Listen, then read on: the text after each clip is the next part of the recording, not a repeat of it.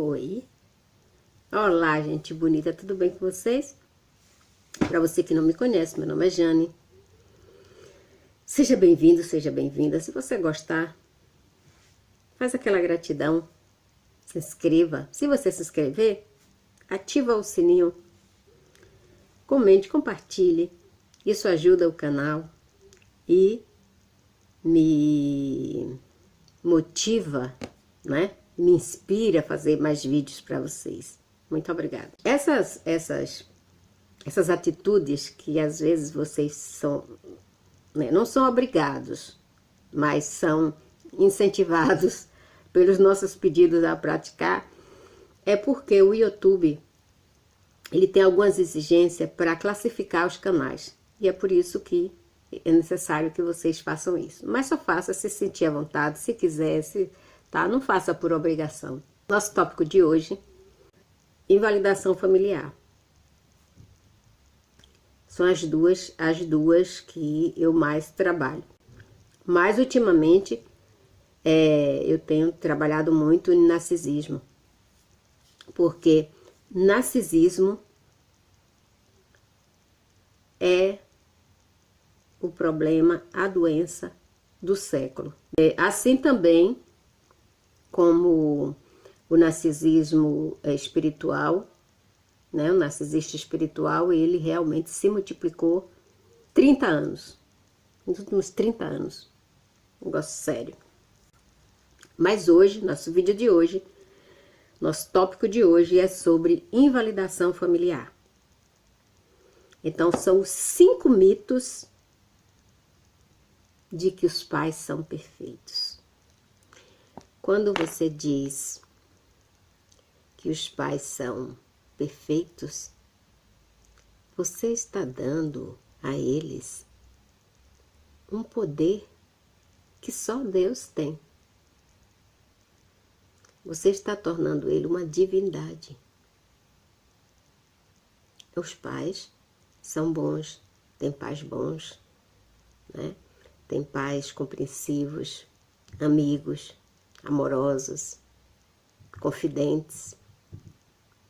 Mas a gente tem que reconhecer que atualmente, de uns 30 anos para cá, os pais têm mudado muito. E eles não têm tempo mais para os filhos. Então hoje os filhos são criados por babás, por pessoas que são pagas para cuidar daquelas crianças. Eles não são orientados, como se fazia antigamente nas famílias antigas. Então, essa modernidade criou uma geração que não tem, assim, um respeito que deveria ter pelos seus pais.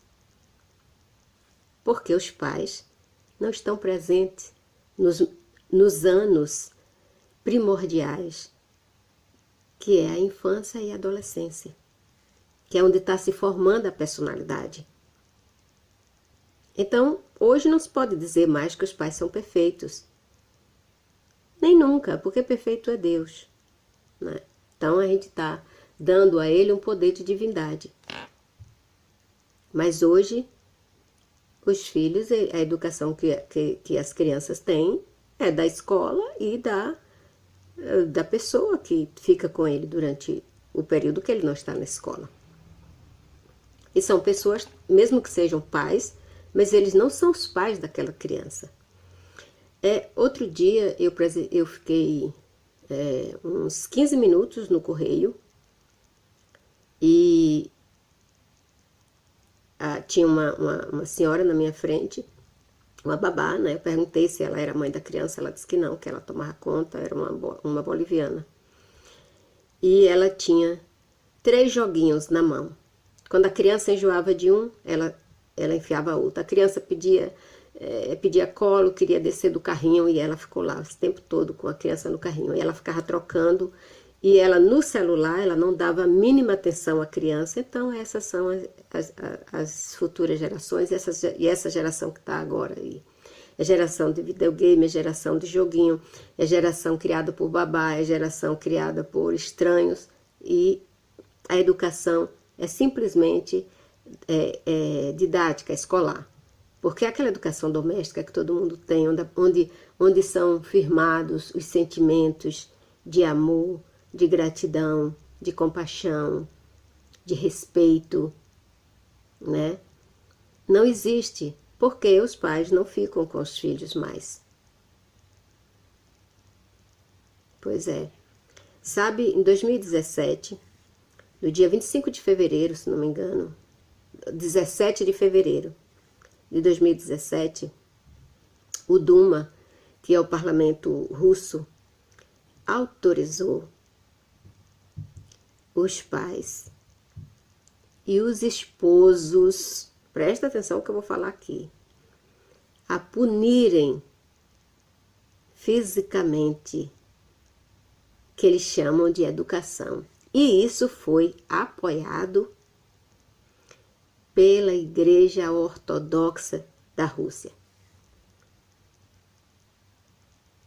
Ele diz, lá os ortodoxos disseram que Deus apoia a punição e que Deus diz, não sei aonde, né, para eles, que a punição amorosa, eles chamam de punição amorosa, é um ato de amor, tanto nos filhos como na esposa. Rússia, Duma, parlamento, é lei. Então, os filhos e as esposas na Rússia, elas são consideradas agredidas, ou se elas morrerem de uma pancada, de uma agressão, ou se for uma coisa muito grave, né? Como um tiro, uma facada, uma coisa assim. Porque pancada para eles, tanto nos filhos como na esposa, é um ato amoroso. É uma punição amorosa. Eu acho que quando a criança é muito, muito rebelde, uma boa palmada faz ele se educar, né? Faz ele entender que aquilo que ele está fazendo é errado. Mas até chegar a esse ponto, uma palmada, gente, não é espancar, não é agredir, às vezes é necessário. Mas daí vira lei, ainda apoiada pela igreja. Pois é, hoje as religiões são assim. São os narcisistas. É isso. Então, esse poder divino que se dá aos pais é injustificável. É porque somos humanos, somos cheios de falhas, de defeitos, e de crenças, e de culturas, que faz com que sejamos humanos. E quem é humano erra, comete erro, tem falhas, tem personalidade, tem índole, tem opinião, ideias. Tudo isso torna a gente bom ou ruim. Tudo isso torna a gente justo ou injusto. Tudo isso faz a gente ter ações corretas e incorretas. Hoje, a maioria dos pais praticam coisas que eu acho que até Deus duvida. As pessoas não gostam muito de falar sobre os pais e nem gostam muito também que os outros falem a verdade, né? Porque eles acham que eles são intocáveis. É que os pais narcisistas, os pais egoístas, os pais investidores, né? Tem os investidores, que são aqueles que chamam os filhos de ingrato, porque eles fizeram o investimento e os filhos têm que compensar, né? Tem que dar lucro para eles, mas quando os filhos não dão, eles são ingratos. É isso. Tem os pais abusivos, os narcisistas, e tem vários tipos de pais que realmente está adoecendo a sociedade. O mito de que todos os pais são perfeitos, né? Principalmente a mãe, isso é uma crença totalmente errada. Por quê? Porque somos humanos. E o humano não é perfeito. Alguns falham querendo acertar. Outros falham porque não aprenderam. Eles são vítimas também dos pais que eles tiveram. E eles não procuraram se melhorar como pessoas para poder serem pais. Então alguns não compreendem certas coisas e praticam com os filhos a mesma coisa que os pais deles praticaram com eles. Eles sofreram, eles comeram o pão que o diabo amassou, mas isso não foi como uma lição, como um aprendizado, para que ele melhorasse e não praticasse aquilo com os filhos. Ao contrário, ele pratica com os filhos as mesmas coisas que os pais deles praticaram, ou às vezes pior. E no Brasil nós temos casos horrorosos, né? Tem o de Isabela, tem de um garoto que recentemente teve o julgamento dos criminosos, né? Que foram os pais, as madrastas, nesses dois casos aí, mas tem outros casos também no Brasil que os padrastos, né, junto com as mães biológicas, maltrataram, mataram, assassinaram as crianças. Então isso aí já é a prova de que não existe pais perfeito. Existe bons pais. Existe pais que lutam para ser correto com seus filhos e transformar ele em pessoas de bem. Mas hoje a maioria dos pais deixam muito a desejar, né? Há de se reconhecer que muitos pais são sobreviventes de famílias disfuncionais, de famílias narcisistas. E eles praticam com os filhos as mesmas coisas que eles passaram. A pessoa, para ser pai, mãe, deveria passar por uma aula, por uma escola, fazer um treinamento, né, para entender o que é ser pai e mãe. Se começarmos a entender e a aceitar que não existe pais perfeitos, existe pais bons, é o primeiro passo que a gente dá para ajudar o processo de funcionalidade em uma família. Se ficarmos com a hipocrisia de dizer que todos os pais são perfeitos, que não têm defeitos, né? Essa demagogia, nós vamos cada vez mais criar sociedades defeituosas, invalidadas, aleijadas. É preciso a gente reconhecer os erros para poder consertar para o futuro. Segundo, o segundo mito é de que filhos são coisas caras. E são? Claro que são. Filho precisa comer, filho precisa vestir, filho precisa de escola, filho precisa de assistência médica. Filho precisa de tudo. De casa para morar. Mas principalmente ele precisa de uma orientação familiar. Ele precisa, além de tudo isso, ele precisa de muito amor e respeito. Se uma família for equilibrada emocionalmente, ela supera qualquer problema financeiro. Agora aqueles pais que o tempo todo tá colocando a culpa nos filhos. Eu não posso viajar por causa de meu filho, por causa da minha filha, porque eu tenho que fazer isso, porque eu tenho que fazer aquilo. E aí começa a maltratar os filhos, eu não posso tirar férias, eu não posso fazer isso, eu não posso fazer aquilo, eu não posso comprar uma coisa para mim porque eu tenho que dar para meus filhos. Quem foi que fez os filhos? Filho é opcional. Mesmo antes de existir todo esse arsenal de contraceptivos, desde que o mundo é mundo, as mulheres sabiam evitar filhos. E os homens sabiam entender que elas precisavam fazer aquilo. Então, ter filho é opcional. Você só tem filho se você quiser. E eu não estou falando de aborto, não. Eu estou falando de se evitar antes da concepção. Preciso que se entenda que o equilíbrio de uma família é o equilíbrio emocional que se baseia no amor e no respeito um pelo outro. E não no equilíbrio financeiro. Então os pais ficam só querendo dar materialmente para o filho e esquece do principal.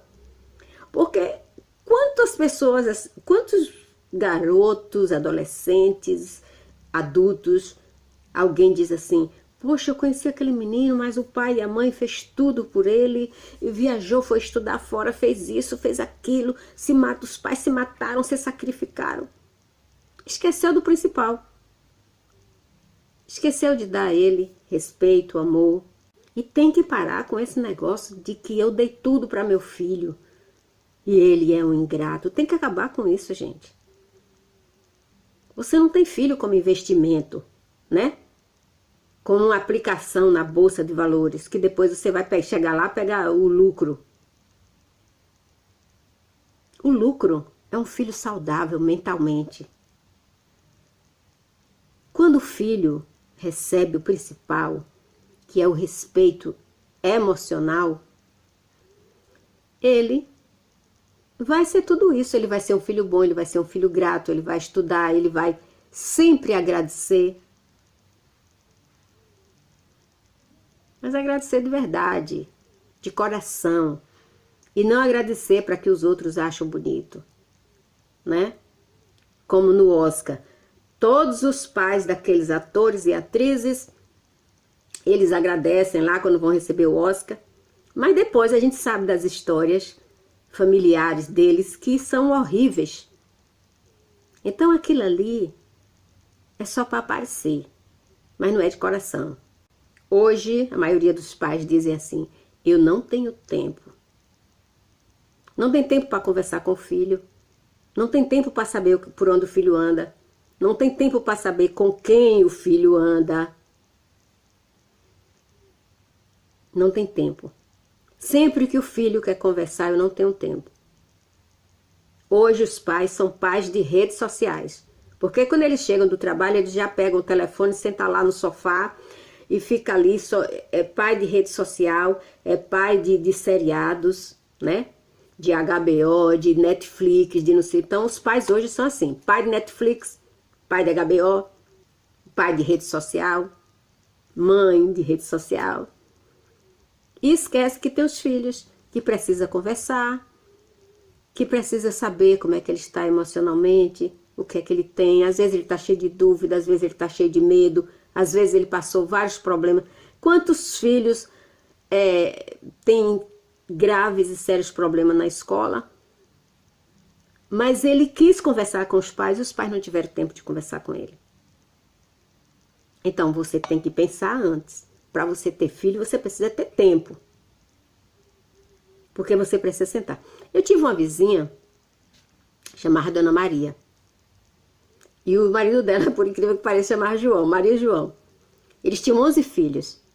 Eles ainda são vivos. Eles moram lá em Salvador, em um bairro chamado Mussurunga. E ela tinha 11 filhos. Eu acho que ela teve mais depois, né? Mas depois que saiu lá, deixou de ser minha vizinha. E eu era criança. Eu tinha mais ou menos o quê? Meus 10 anos, 10, 11 anos por aí. E ela costurava. E os meninos pegavam uma briga, era uma confusão. Aí ela pegava um, botava no colo, ficava um pouquinho, conversava, dava conselho, beijava, cheirava, abraçava, depois pegava outro, depois pegava outro, depois pegava outro. Às vezes uns dormiam no colo, às vezes um ficava ajoelhado no chão com a cabecinha no colo dela, e ela ali costurando, mas ela dava atenção a todos eles. Isso foi uma das coisas mais bonitas que eu já vi. Então, O tempo quem faz é você. O tempo que você fica pendurado numa rede social, assistindo Netflix, assistindo novela da Globo, assistindo novela da Rede Record, assistindo novela de Silvio Santos. Você tira um tempo para conversar com seu filho, com sua filha, para saber o que está acontecendo, para dar atenção. Porque muitas vezes os filhos se desviam procurando carinho fora de casa. E aí encontra aqueles pais traficantes e outros que adotam seus filhos. Porque você não teve tempo para eles. Então, isso é um mito de que os pais de hoje não têm tempo para os filhos. Se você quiser, se você se organizar, se você fizer uma planilha do seu tempo, você vai ter tempo para seus filhos. Se você não tem tempo todos os dias para conversar com seus filhos, 3, 4 vezes na semana já vai fazer dele uma pessoa emocionalmente equilibrada. Então você tira ali, né? Segunda, quarta e sexta, ou terça, quinta e domingo, você tira para conversar com seus filhos. Não é obrigatoriamente, sabe? Mas fica perto, perguntar se está tudo bem, se está precisando de ajuda. Chama para ajudar nos afazeres domésticos. Quando você está ali na cozinha fazendo a comida, chame seu filho e sua filha para perto e pede ajuda, porque é uma maneira dele se sentir seguro e ele se abrir para você e começar a conversar. Né? Você vai lavar o carro, chama seu filho para ajudar. O outro mito de que os pais não erram. Até o próprio medo que o pai tem de não errar, porque errar é humano, é errando que a gente aprende. Então esse próprio medo que os pais têm de não errarem,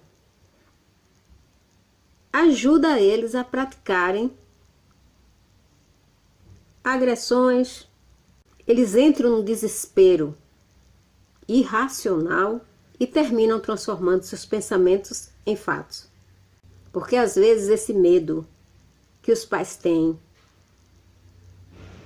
de não errar com o filho faz dele um pai e uma mãe castradora, agressiva, incompreensíveis. Por que eles ficam com tanto medo que eles passam a ser muito rígidos com os filhos? E isso traz consequência. Gente, a melhor forma da gente criar filho é dialogando, é conversando. Conversar, principalmente na adolescência. Onde a gente na adolescência, a gente fica perdido, a gente não sabe. A gente fica sem entender um pouco, sem entender a vida, sem entender as coisas. Então a gente precisa do apoio dos pais quando está na adolescência. E a melhor maneira de você apoiar seu filho é você conversar com ele, é você ser amigo dele. Amigo. Amigo não faz cobranças. É isso que eu estou dizendo. Então você conversa com seu filho como se fosse amigo e não como se fosse pai ou mãe.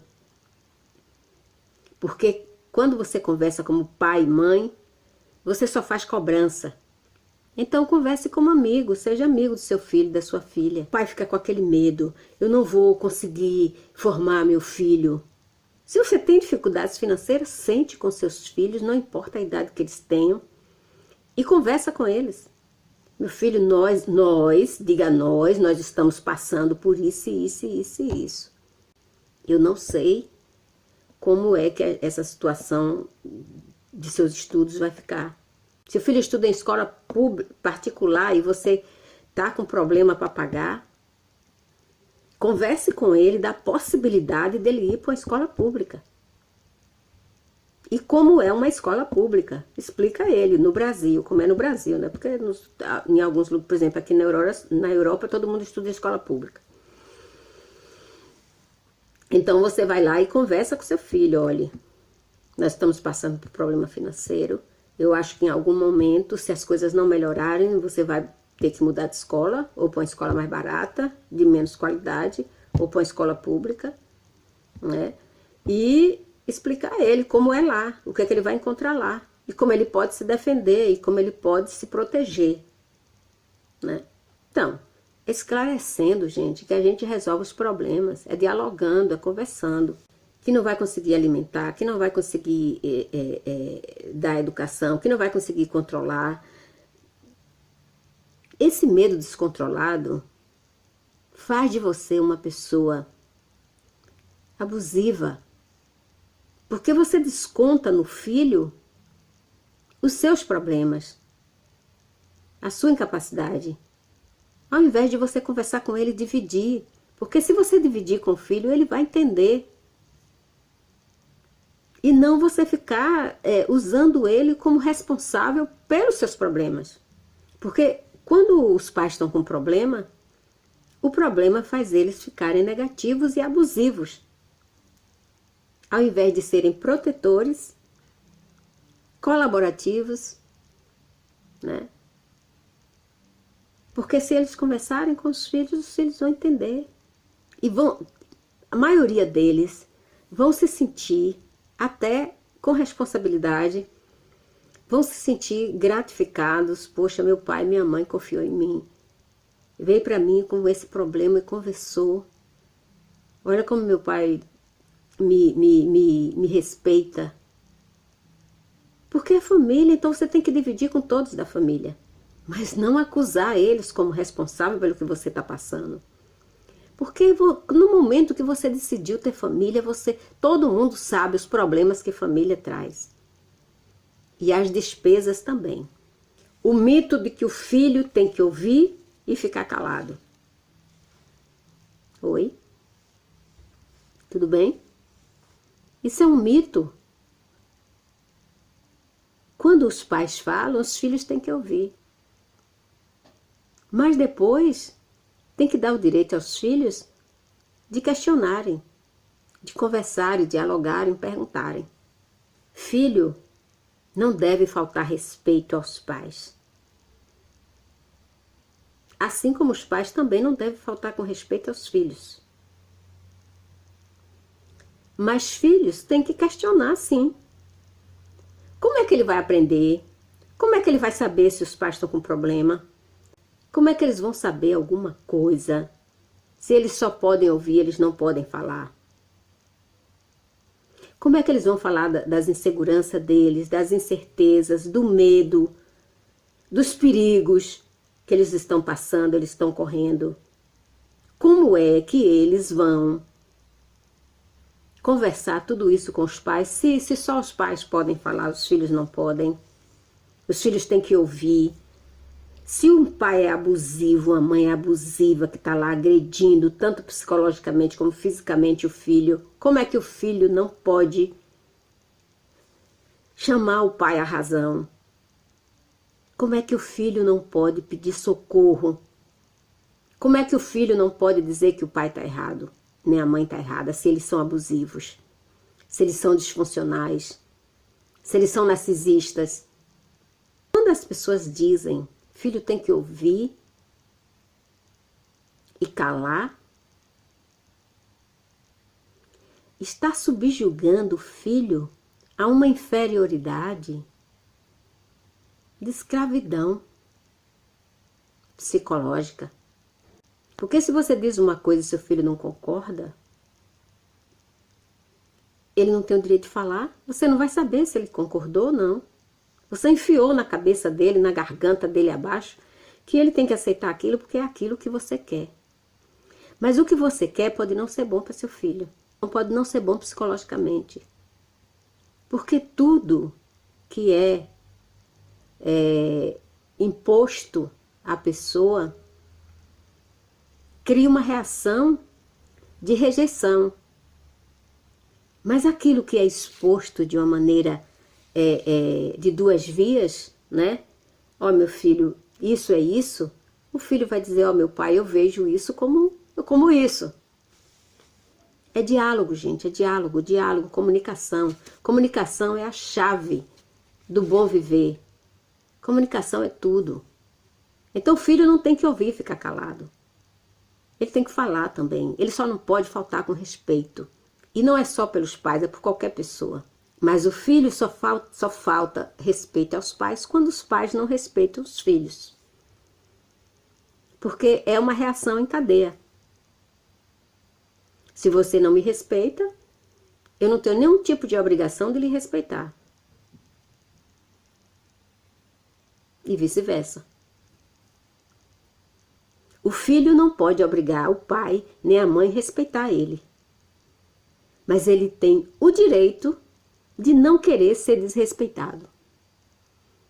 Deu para entender? Ficou claro isso? Pois é.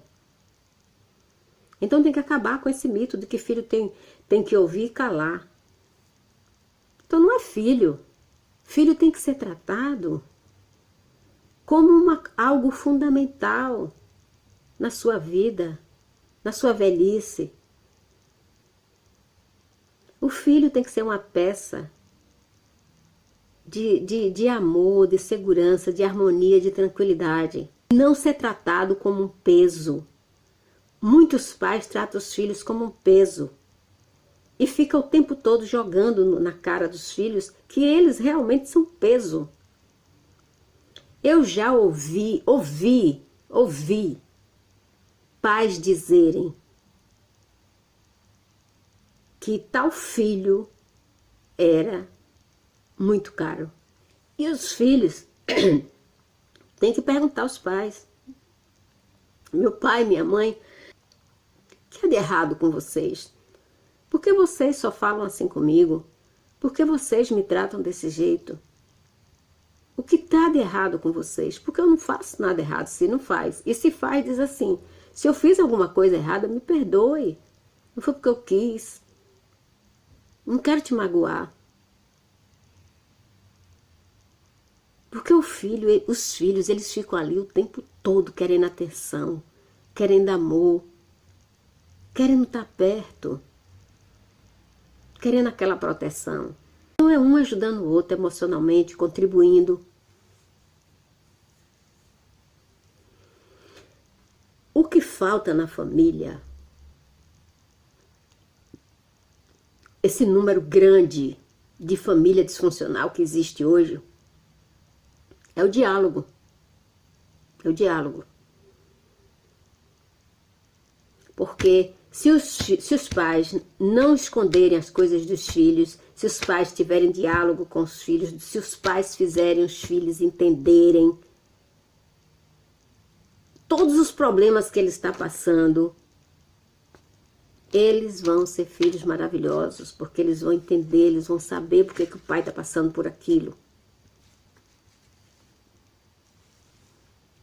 Mas os pais se sentem pressionados pela vida e pela responsabilidade que ele mesmo arranjou para ele, colocou nos ombros dele. Mas aí a válvula de escape são os filhos. Você é culpado da minha vida não dar certo, você é culpado de eu não fazer isso, você é culpado disso, você é culpado daquilo, você é culpado de ser infeliz. Porque ele não entende que aquele filho é uma peça da vida dele, é um componente da vida dele, inseparável. Essa coisa de que o filho não tem que saber do que está acontecendo na família, essa coisa de que o filho é culpado de tudo que está acontecendo, essa coisa de ficar falando de que filho tem que ouvir e não pode questionar. Como é que um pai está dizendo as coisas mais abusivas que existem para um filho e o filho tem que ficar calado, porque se ele falar ele vai ser punido? Como é, gente, que pode aceitar uma coisa dessa? Isso é mito. As coisas só são resolvidas quando as pessoas têm o direito de responder, de questionar e de dialogar. Não existe diálogo de uma via só, não existe comunicação de uma via só, então não é comunicação, então não é diálogo.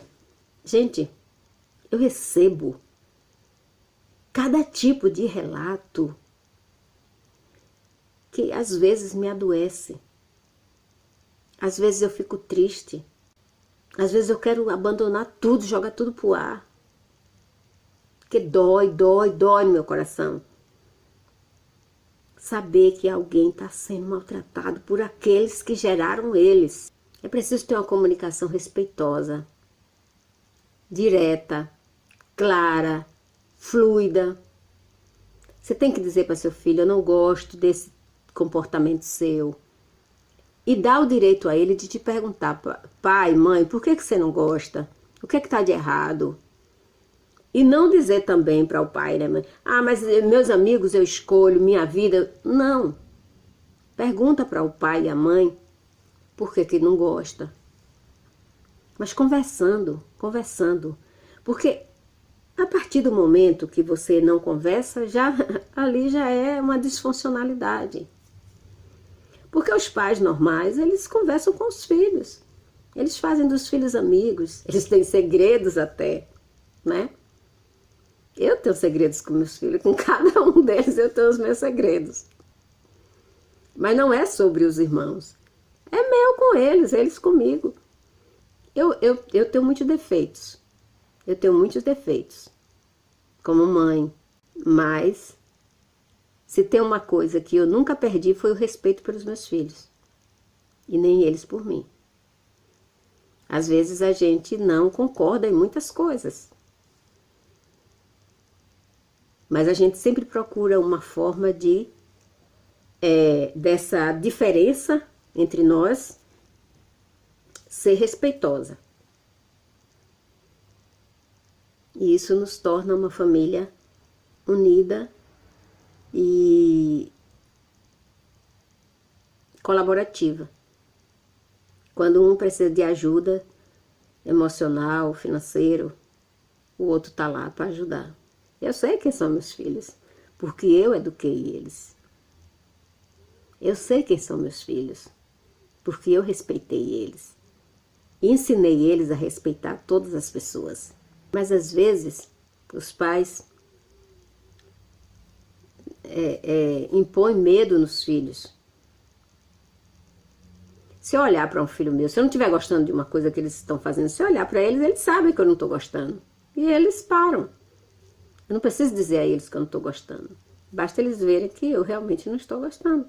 Agora, o pai não ouve o filho. O pai, quando se dirige ao filho, com palavras de baixo escalão.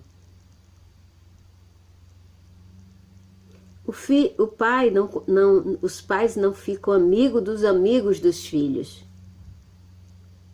Todos os amigos dos meus filhos, eles vão na minha casa, eles comem, eles ficam lá, eles conversam comigo, eles conversam tudo que eles quiserem, eles têm liberdade para conversar comigo. Porque só trazendo os amigos dos seus filhos para perto de você é que você vai ter o controle sem eles perceber. Os amigos dos meus filhos, eles viviam lá dentro da minha casa até hoje. Hoje já são homens e mulheres adultas com filhos casados, vivendo em vários países, e todos eles se comunicam comigo. Todos eles continuam me chamando de tia. Tem uns que me chamam de mãe também. Por causa do carinho e do respeito que eu tive por eles serem amigos dos meus filhos. E como eu queria saber quem eram eles, eu trouxe eles para dentro da minha casa. Alguns eu fechei a porta. Mas antes de fechar a porta para eles, eu cheguei para meus filhos e falei: eu vou fechar a porta para aquele seu amigo por causa disso, disso e disso. Então, você sabe que essa pessoa não é bem-vinda mais aqui em casa. E eles concordaram. Eu falei, não é para afastar totalmente a pessoa, mas aos poucos você vai se distanciando, para não criar conflito, nem a pessoa se sentir rejeitada. Então existem muitas formas de você dialogar com seus filhos e evitar muitas coisas. Pare com essas coisas de ficar botando defeito nos seus filhos. Chamar filho de retardado, chamar filho de imbecil, chamar filho de idiota, chamar filha de prostituta. Tem pai que chama, eu tenho depoimentos aqui. Que a filha botou um shortinho curto, é puta. Porque o filho tem um amigo que é gay, é gay. E se for, qual o problema? Vai deixar de ser seu filho por causa disso? Vai tirar o DNA dele? Os filhos são o reflexo daquilo que os pais dão para ele.